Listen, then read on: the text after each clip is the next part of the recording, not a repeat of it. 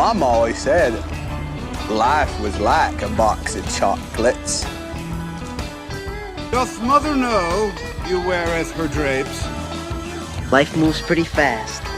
You don't stop and look around once in a while, you could miss it.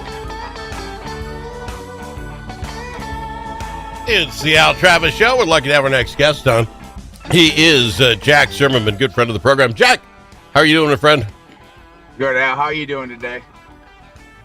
I'm good. I'm glad. I'm actually glad to be back to the office. I had the strangest weekend ever. What did you do this weekend? Anything in particular? Oh, Anything not a whole nuanced? lot. I just got a lot done around the house for fall. It was kind of get ready for the snow kind of weekend around here. I went with my wife to her side's, her mother's side's reunion. It was in Millbank, South Dakota, which is 4 hours from my home.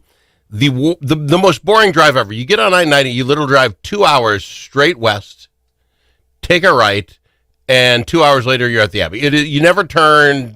Anyway, not my problem. Great people, not whining. It's at an Abbey, an old monk house, right, where monks live because they're Catholics. So the rooms aren't exactly large. Yeah, what's a monk need? A bathroom and a sink. So but they're fine. It was really nice, and the food and everything was fine. But we owed our reservations. We had to give one of the cousins some money, right? Yeah, it was $171 for the two of us for 3 days. So I mean, relatively inexpensive as well. $171. So she goes, I can take a check or Venmo. And so I'm like, I'd Venmo. Okay.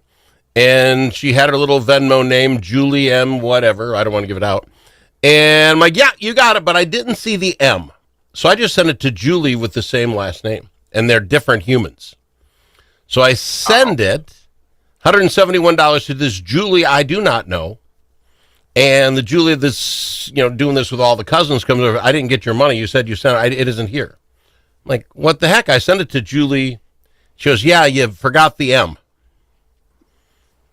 So I'm like, well, now I'm kind of. So I send her money that shows she's paired. Get away from me now. Right. Yeah. And I go on there, and on the Venmo, it has a thing to say request money. So I sent that gal what I thought was a request for $171 back. I just sent another one saying I request $171. Yeah. But evidently I didn't do that right, Jack. Because I get a ping saying you sent her another $171. Oh, no. My wife looks just like your face right now. You idiot. What are you doing? I said, no, it says you can request. So I put $171 in and I showed her. Hit that request button. Another $171 went out. I have some Julie with the last name I won't say owes me $524. And I'm now, you can send little emails, if you will, through Venmo. Will you please call me? Here's my number. I've messed up. Will you please send the money back? Ghosted. That human's not saying nothing. I spent an hour on my time. This is just so for anyone else using this Venmo thing. I'm obviously not good at it.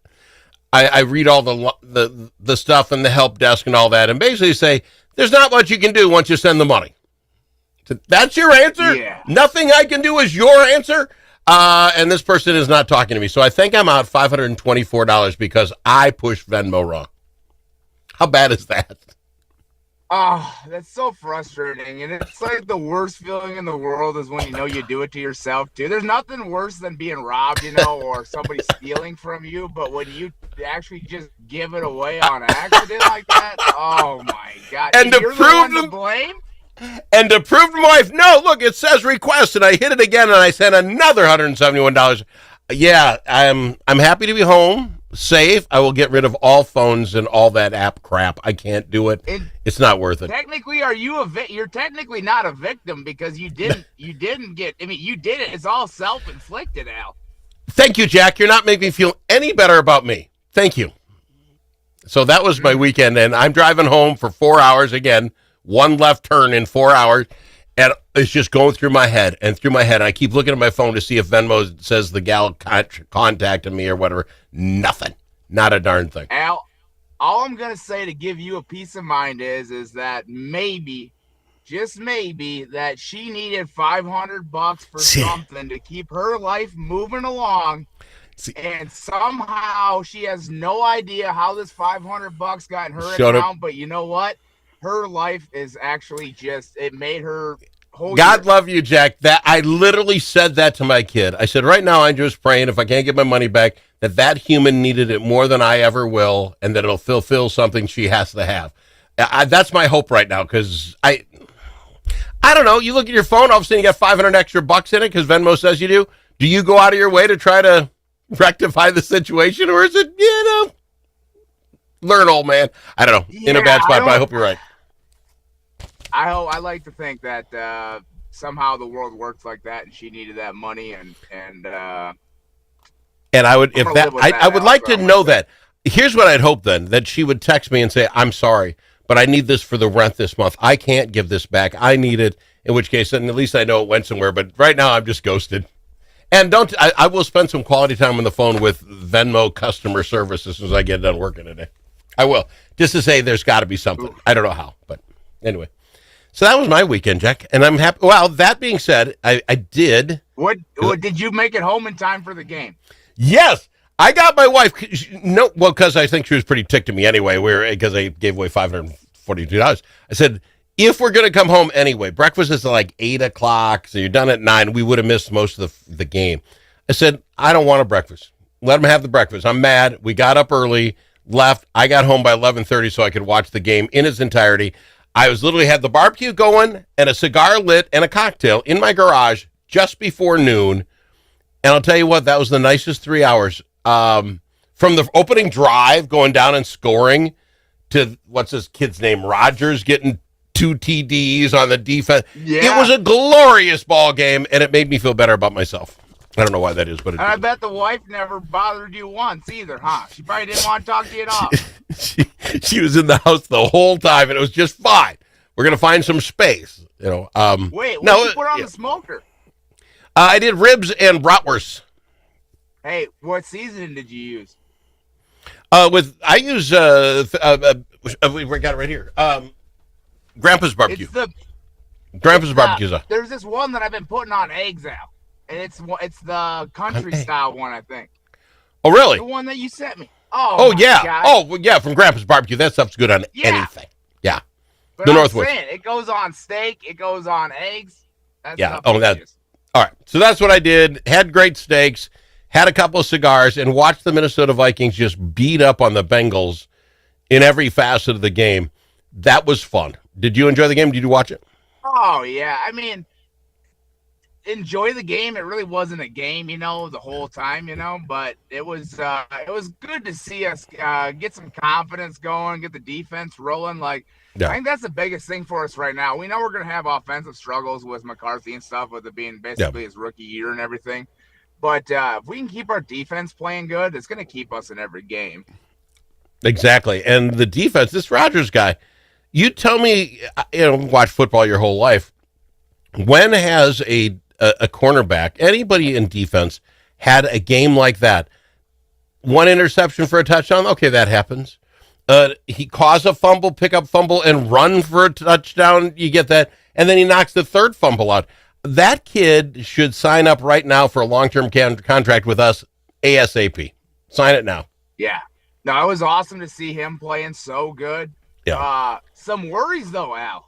Just a little stuff, the jumping off sides and things like that make you a little bit nervous. And I don't know if it's because, they felt comfortable with the lead they had or whatever, but we can't have those mistakes because those are going to kill us when it really matters. Oh, and there was one run, the guys we were texting back and forth. There was one run, we had them down in their end zone, and it was 3rd and 13, and they did this little screen pass, and they'd stopped him 5 yards before the line of game. They're like 5 guys on this guy, and he just kept pushing forward till he got the first down. I said, that's effort. That's being up by 28 points and not caring. They can't have those lapses, I agree. And now we head to England. Your thoughts on playing in England? Just out of curiosity. Why are they doing this? Thank you. Guys? I mean, they're going to be over there for 2 weeks. And, I mean, it's the NFL. It's the American the National Football League. Yeah. You know what I mean? But it's let's play it here. All the games should be played here in the States, And it's not fair to us fans, I think it's terrible for season ticket holders. How is that even fair? Yeah, that's a Pittsburgh game. That's their home game in, where is it, Ireland this weekend, this next weekend. The one's in Dublin and one's, I don't know where the other one is even. But let me throw this, the other one's in London. But let me throw this at you. So it's 8:30 our time. It is 3:30 Ireland time when they play. Yeah. In the afternoon. I'm sorry, any chance, NFL, you push them back to, I don't know, 6:30 or 7 their time? And guess what? We're playing at noon then. That'd be a regular Sunday for me. Why am I getting up at 5 o'clock to start the ribs for an 8:30 start in the morning? Well, I'd imagine it's because it's Irish. And if we know anything about the Irish, after 4 o'clock, nothing good happens, you know? As an Irish guy, I completely understand what you're saying. Good point. We got to go. Can't have the game go that late in the afternoon, you know? Understand. That would be a tough Sunday. All right, that's probably the best explanation I've gotten in some time. We'll talk with Jack some more on the other side. It's Jack Zimmerman on the Al Travis Show. When the stakes are high at the Minnesota Capitol, you need more than a lobbyist. You need a partner. At Momentum Advocacy, we bring nearly 90 years of combined experience in government relations, public affairs, and strategic communications. From nonprofits to national corporations, we help organizations navigate Minnesota's political landscape with integrity, insight, and results. Whether you need legislative champions or headlines, Momentum Advocacy delivers. For more, visit momentum-advocacy.com. Momentum Advocacy, your friends at the Capitol. Dust from livestock buildings can be harmful to your animals and to you. Coughing animals can lead to costly vet visits and other serious health problems. Now there's an environmentally safe solution for your dust problems. It's called Dust Lock. Dust Lock can control the dust all summer long with just one application. Protect your animals and your health with Dust Lock. Learn more at dustlock.com.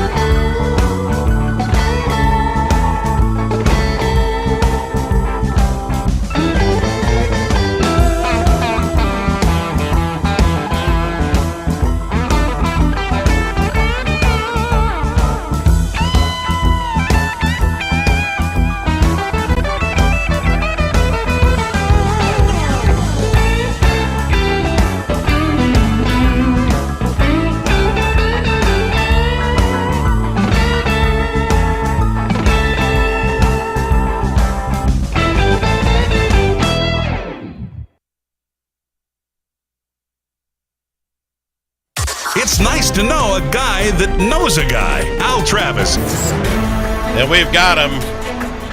Jack Zimmerman talking all things sports with us. So, Jack, then I ask you your thoughts quick. What do you think about Minnesota and Pittsburgh in Ireland? Are you okay with us? Do you think we can take them? What are your thoughts?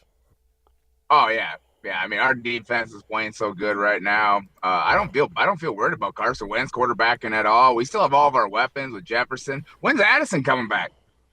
He comes back in this Pittsburgh game. He spent his 3 weeks. We'll have that other weapon with Thielen. Like, we'll have plenty of guys to rotate in and keep those guys running. And our running back, what's his name this week? Replacing. Oh, Mason. Yeah, that guy carried the rock pretty good. I mean, we're in good shape. We can get a little rotation going. We'll be in good shape. Yeah, I enjoyed Mason very much. When we first started, I said I thought he could get 100 yards. He did. 2 touchdowns. That's a day's worth of work right there. Carson Wentz, so I would tell you there were 2 plays that he swallowed for sacks that I thought he should have just known. You've been back there long enough. You don't see anybody throw it away. But he'll learn from that. But I thought he played absolutely tremendous. It's all we need with the weapons we have to make something work, right? Between the run, you got Hawkinson back. He doesn't need to do a ton. Yeah, I mean, really, we just need to get him to get the ball to the athletes and let them do their thing. I mean, we really just need him to read the defense and get the ball to those guys and let them do their thing. And I think our defense, we're rolling right now. I think we're in really good shape. Anything you'd like to see? Because one thing I would have liked to see is us throwing the ball deep once in a while so that we loosen things up. I don't know that we had a pass over 30 yards that we actually completed, did we? I mean, it just seemed like there was nothing deep. And if you get rid of that threat with the people we have, that's one less thing that they have to worry about. Yeah, and like Wentz, I mean, it's not like he doesn't have the arm to do it. That guy's got a cannon on him. I mean, let's air it out every once in a while, especially if we're up. Let's try some stuff, There you go. That I could get into that. All right, Jack, so you got a lot going on. What do you got going on in your life? Oh, boy, I'll have to ask for a little bit more time off here. I'm going to miss you for a couple Mondays here. I'm headed to the Yukon on Friday. I'm going to go chase a moose up there for 2 weeks. And really? Heck, it's just an adventure getting there. It'll be a lot of flights, and by the end of it all, I'll be taking a float plane into a hunting camp and a remote hunting camp and trying to get a moose way back up in the Yukon. So, now, how do you end up actually doing that? I mean, I presume you need your track chair, right? I mean, you're no, it's gonna be tough. I'm gonna have to grab onto a guy's shoulder and get carried to shore and a lot of stuff. We're gonna hunt from the boat, and where we can't get to, I'm gonna have to get jump on somebody's back to carry me in, or whatever we got to do. Take a 4-wheeler to the top of a hill and glass and try to get down on something. It's gonna be tough. How do you then get through all the airports and all the rest to get there? You're in some pretty small puddle jumpers by the time you're up there, right? I mean, you're not. Yeah, I take my regular wheelchair with me on the way up there. So they put that underneath the plane when I get on the plane, and then when I get there, and even on the puddle jumpers, we'll throw my chair on in there until we get out to the remote camp. I'll have it right at the remote camp. Then not really running water, electricity, nothing like that, but somewhere warm and dry, so that'll work. All right, that sounds great. So you're going to Yukon anyplace else? Yeah, so then come back and I go speak out in California a little bit, and by the end of October, then I'll be in Southwest Colorado chasing a mule deer. Jack, you have the best life ever. Do me a favor. How does someone pick up your book? You want to get motivated by somebody? He just talked about, I'm just going to be carried in to go get moose in the middle of the Yukon. The guy's got determination. How do I pick up your book, Jack? Yeah, I mean, I share my stories of getting wounded and everything I learned going through that experience, and then getting out of the hospital and getting back in the outdoors and how that affected my life. And my first book was 5 minutes, 300 seconds. That changed my life. And my second book is Beyond 5 minutes. And you can go on Amazon and grab those, or you can go to my website, jackzimmermanmn.com. So go on there, check it out, and you can get a signed copy of my website. And you also have a podcast. How do we hear that? What's the name of the podcast? Strength from Service. New podcast dropped today. I believe, it's with our Congressman Brad Finstead. So fantastic. Really funny conversation with him. And I learned that in this podcast that that he was the one that passed the legislation to make the American Eagle the bird of America. I did not know that. Seriously. It wasn't up until he passed that legislation. That's what I said. No, that's news to me. We'll have to listen to it on the podcast. I'm out of time. Jack, thanks for coming on, my friend. We'll see you in a few weeks. Thanks, Al. Jack Zimmerman on the Al Travis Show. Tired of one-sided media and divisive noise drowning out your conservative